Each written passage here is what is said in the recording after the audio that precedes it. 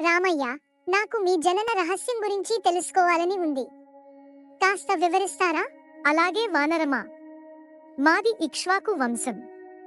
మా తండ్రి దశరథ మహారాజు సంతానం లేనందున మంత్రులు, గురువుల దీవెనలతో యాగం చేయాలనుకున్నాడు. దశరథ మహారాజు ఏం యాగం చేశారు రామయ్య? ఋష్యశృంగ మహర్షి ఋత్విక్కుగా అశ్వమేధ యాగంతో పాటు పుత్రకామేష్టి యాగాన్ని చేశారు. ఆ యాగం వల్ల శ్రీ మహావిష్ణువునైన నేను రావణ సంహారార్థమై 4 అంశలతో దశరథ మహారాజునకు 4 కుమారులుగా మానవ జన్మ ఎత్తడానికి సంకల్పించాను. యజ్ఞపురుషుడిచ్చిన పాయసాన్ని దశరథ మహారాజు మా తల్లులైన కౌసల్య, కైక, సుమిత్రలకిచ్చాడు. దాని ఫలితంగా మేము జన్మించాము. ఎవరెవరు ఎప్పుడు జన్మించారు రామయ్య? చైత్ర నవమి నాడు పునర్వసు నక్షత్ర కర్కాటక లగ్నంలో గురుదయ సమయంలో కౌసల్య మాతకు నేను జన్మించాను. కైకేయి మాతకు పుష్యమి నక్షత్రయుక్త మీన లగ్నంలో భరతుడు జన్మించాడు.